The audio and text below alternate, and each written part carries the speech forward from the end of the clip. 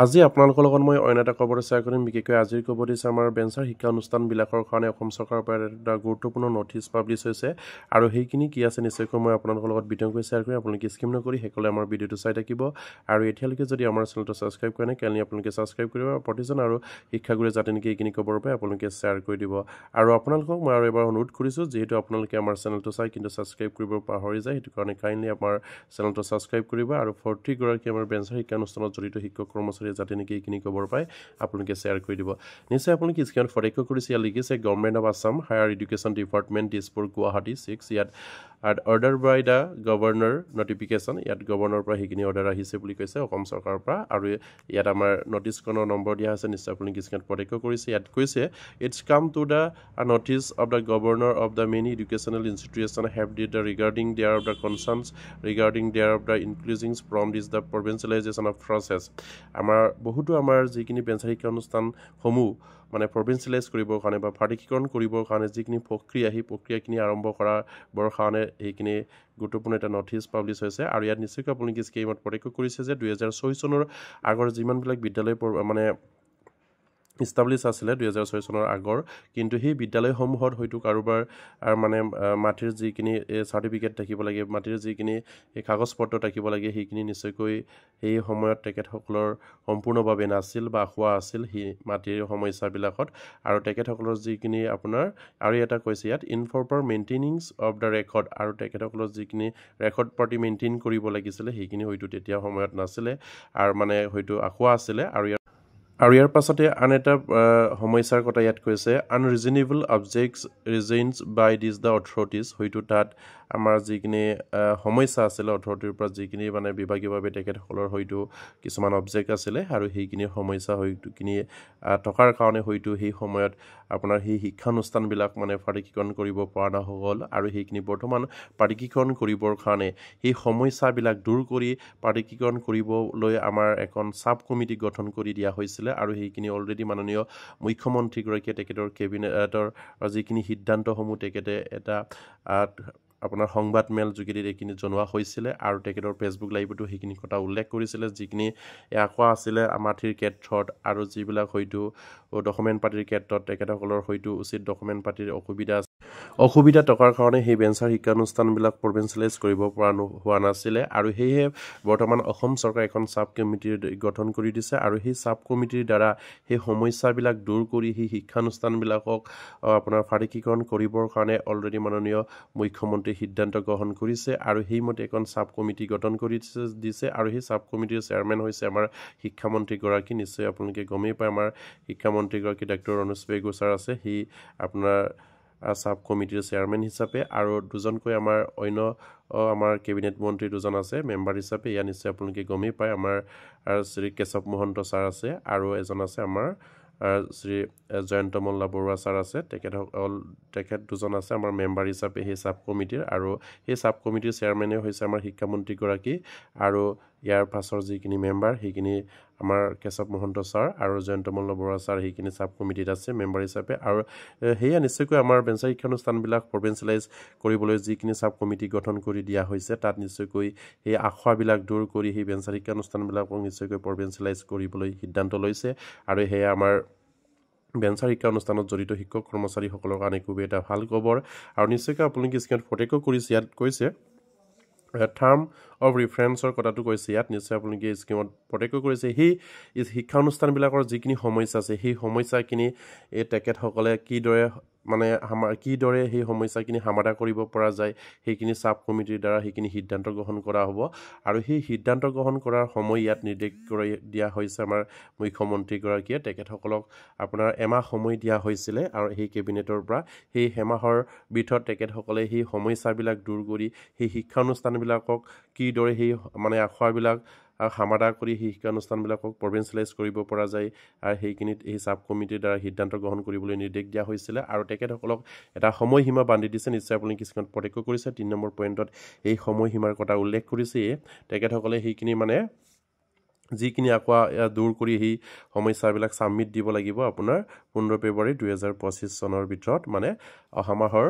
আমাৰ 15 ফেব্ৰুৱাৰী তাৰিখে ফেব্ৰুৱাৰী মাহৰ 15 তাৰিখে সেইখিনি সাবমিট দিবৰ কাৰণে নিৰ্দেশ দিয়া হৈছে খুবেই এটা সুন্দৰ খবৰ আমাৰ শিক্ষা অনুষ্ঠানবিলাকত আৰু নিশ্চয় আপোনালোকে স্ক্ৰীনত প্ৰত্যক্ষ কৰিছে আমাৰ সেই নটিচটো কলৈ কপি কৰা হৈছে ইয়াত আপোনালোকে হয়তো স্ক্ৰীনত প্ৰত্যক্ষ কৰিছে আমাৰ ইয়াত কলৈকিনি সেইখিনি নটিচ কপি কৰা হৈছে আৰু ইয়াত honourable chief minister Assam Dispur তেখেতলৈকে সেইখিনি কপি যাব আৰু খুবেই এটা ভাল খবৰ আমাৰ শিক্ষা অনুষ্ঠানত জড়িত আমাৰ যিসকল শিক্ষক কৰ্মচাৰী আছে বেঞ্চাৰ শিক্ষা অনুষ্ঠানত জড়িত শিক্ষক কৰ্মচাৰী আছে তেখেতসকলৰ কাৰণে এটা সুন্দৰ খবৰ আপোনাৰ এখন নটিচ পাব্লিছ হৈছে আৰু সেই নটিচটো পাব্লিছ হৈছিলে 13/1/2025 চনত মানে 3 জানুৱাৰীৰ আপোনাৰ 2025 চনত সেইখিনি নটিচ পাব্লিছ হৈছে আৰু সেয়া আমাৰ শিক্ষা এই বেঞ্চাৰ শিক্ষা অনুষ্ঠানত জড়িত শিক্ষক কৰ্মচাৰীসকলৰ কাৰণে এটা আশাৰ ৰেঙনি নিশ্চয়কৈ তেখেতসকলৰ সমস্যাবিলাক বা তেখেতসকলৰ যিখিনি স্কুলৰ সমস্যা আছিলে তেখেতসকলৰ যিখিনি হয়তো মাঠিৰ যিখিনি ডকুমেণ্ট পাতিৰ সমস্যা আছিলে বা তেখেতসকলৰ ডকুমেণ্ট পাতিৰ যিখিনি আখোৱা আছিলে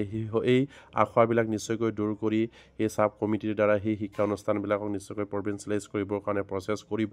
আৰু সেয়া এমাহৰ ভিতৰত সেইখিনি প্ৰতিবেদন দাখিল কৰিবৰ কাৰণে নিৰ্দেশ দিয়া হৈছে মাননীয় মুখ্যমন্ত্ৰীগৰাকীয়ে আৰু সেই সময়টো নিশ্চয় আপোনালোকক কোৱা হৈছে আৰু এবাৰ কৈছোঁ আপোনালোকক সেইখিনি সময় 15 ফেব্ৰুৱাৰী 2025 চনৰ ভিতৰত তেখেতসকলক সেই প্ৰতিবেদন দাখিল কৰিব লাগিব বা প্ৰতিবেদন সাবমিট কৰিবৰ কাৰণে নিৰ্দেশ দিয়া হৈছে আৰু নিশ্চয়কৈ মই বেঞ্চাৰ শিক্ষা অনুষ্ঠানত জড়িত শিক্ষক কৰ্মচাৰীসকলক আৰু এবাৰ অনুৰোধ কৰিম হয়তো আপোনালোকে গমেই পায় 2021 চনত যিবিলাক শিক্ষা অনুষ্ঠান প্ৰভিঞ্চিয়েলাইজ কৰা হৈছিলে তেখেতসকলক আপোনাৰ সম্পূৰ্ণভাৱে শিক্ষক হিচাপে নিযুক্তি প্ৰদান কৰা নাছিলে টিউটৰ হিচাপে নিযুক্তি প্ৰদান কৰিছিলে আৰু নিশ্চয়কৈ যদি পাৰে 2017 চনৰ যিখিনি আমাৰ টিউটৰ যিখিনি সমস্যা মানে শিক্ষক হিচাপে প্ৰাধিকৰণ নকৰি যিটো টিউটৰ হিচাপে প্ৰাধিকৰণ কৰিলে সেই সমস্যাটো নিশ্চয়কৈ যদি আপোনালোকৰ বিষয়ববীয়াই যদি সেই আপোনাৰ সাব কমিটিৰ লগত যোগাযোগ কৰি সেই আখোৱা বা সেই সমস্যাখিনি 2017 চনৰ যিখিনি টিউটৰৰ শব্দৰ সমস্যাটো সেইটো নাইকিয়া কৰি আপোনালোকক পূৰ্ণ পৰ্যায়ৰ শিক্ষক হিচাপে প্ৰাধিকৰণ কৰিব পাৰে নেকি বা পূৰ্ণ পৰ্যায়ৰ আপোনালোকক শিক্ষক হিচাপে প্ৰাধিকৰণ কৰিব নে নকৰিব সেইখিনি নিশ্চয়কৈ আপোনালোকে সাব কমিটিৰ দ্বাৰা হয়তো গম পোৱা যাব আৰু সেয়া নিশ্চয়কৈ আপোনালোকে অনুৰোধ কৰিব লাগে কাৰণ আপোনালোকক যদি পদ প্ৰাধিকৰণ কৰে তেনেহ'লে নিশ্চয়কৈ এজন সম্পূৰ্ণ শিক্ষক হিচাপে প্ৰাধিকৰণ কৰিব লাগে টিউটৰ হিচাপে প্ৰাধিকৰণ কৰি আকৌ যেন সমস্যা সৃষ্টি কৰি নাৰাখিব সেইখিনি নিশ্চয়কৈ আপোনালোকে সাব কমিটি বা মুখ্যমন্ত্ৰীক অনুৰোধ জনাব লাগে বুলি মই ভাবোঁ কাৰণ 2017 চনৰ প্ৰাধিকৰণৰ যিখিনি আইন সেই আইনখিনি যিখিনি আপোনাৰ শিক্ষা অনুষ্ঠানত জড়িত যিখিনি আখোৱাসমূহ দূৰ কৰি যদিহে আপোনালোকক প্ৰাধিকৰণ কৰা হয় তেনেহ'লে নিশ্চয়কৈ আপোনালোকক টিউটৰ হিচাপে প্ৰাধিকৰণ কৰিব কিন্তু সেই আপোনালোকৰ যিখিনি শিক্ষা অনুষ্ঠানসমূহৰ যিখিনি এই ডকুমেণ্ট পাতি সেইখিনি যদি আখোৱা বা সেইখিনি যিখিনি সমস্যা আছে সেইখিনি সংশোধন কৰাৰ পাছতো যদি টিউটৰৰ যিখিনি মানে শিক্ষকসকলৰ যিখিনি আপোনাৰ সমস্যা জড়িত হৈ আছে এই 2017 চনত সেই মানে সমস্যাখিনিও যদি সংশোধনীলৈ আনি যদি আপোনালোকৰ পদবিলাক প্ৰাধিকৰণ কৰে তেনেহ'লে নিশ্চয়কৈ এজন পূৰ্ণ শিক্ষক হিচাপে আপোনালোকে পদ প্ৰাধিকৰণ কৰিবলৈ সক্ষম হ'ব অন্যথা হয়তো শিক্ষা অনুষ্ঠানৰ যিখিনি হয়তো মানে প্ৰাধিকৰণ 2017 চনৰ আইনমতে যিখিনি শিক্ষা অনুষ্ঠানত জড়িত দফাসমূহ যদিহে কেৱল শিক্ষা অনুষ্ঠানত জড়িত আমাৰ যিখিনি আখোৱা সেই আখোৱাসমূহকে যদি সংশোধনীলৈ যদি আনে তেনেহ'লে নিশ্চয়কৈ আপোনালোকক টিউটৰ হিচাপে প্ৰাধিকৰণ কৰিব আৰু সেইবাবে আপোনালোকক মই অনুৰোধ কৰিছোঁ কেৱল শিক্ষা অনুষ্ঠানত জড়িত সেই আখোৱাসমূহকে সংশোধনী নকৰি আমাৰ শিক্ষক কৰ্মচাৰীৰ লগত জড়িত যিখিনি এই মানে কোৱালিফিকেশ্যনৰ ভিত্তিত যিখিনি আখোৱা ঠাত আপোনাৰ সেই মানে প্ৰাধিকৰণ আইনত জাপি দিছে সেইখিনি সংশোধনীলৈ আনি আপোনালোকক টিউটৰ হিচাপে প্ৰাধিকৰণ নকৰি সম্পূৰ্ণ এজন শিক্ষক হিচাপে পদ প্ৰাধিকৰণ কৰিবৰ কাৰণে আপোনালোকে সেই সাব কমিটিৰ দ্বাৰা মাননীয় মুখ্যমন্ত্ৰীক অনুৰোধ জনাব লাগে বুলি মই ভাবোঁ কাৰণ অলৰেডি সেই শিক্ষা অনুষ্ঠানবিলাকক প্ৰভিঞ্চিয়েলাইজ কৰিবৰ কাৰণে সেই সাব কমিটি অলৰেডি তেখেতসকলৰ হয়তো নথি পত্ৰবিলাক নিশ্চয়কৈ ভেৰিফাই কৰিব আৰু সেইকাৰণে আপোনালোকে সেই সময়তে যদি 15 ফেব্ৰুৱাৰীৰ ভিতৰতে আপোনালোকে তেখেতসকলৰ লগত যোগাযোগ কৰি আপোনালোকৰ যিখিনি এই শিক্ষা অনুষ্ঠানৰ যিখিনি মানে সমস্যাবিলাকটো সংশোধনীলৈ আনিবই কিন্তু আপোনালোকৰ যিখিনি আপোনাৰ শিক্ষক হিচাপে আপোনালোকক নিযুক্তি কৰিবৰ কাৰণে 2017 চনৰ যিখিনি টাৰ্মছ এণ্ড কণ্ডিশ্যন টিউটৰ হিচাপে আছিলে এইখিনি হাকোৱা সংশোধনীলৈ আনি আপোনালোকে সম্পূৰ্ণ পৰ্যায়ৰ এজন শিক্ষক হিচাপে পদ প্ৰাধিকৰণ কৰিবৰ কাৰণে তেখেতসকলক অনুৰোধ জনাব লাগে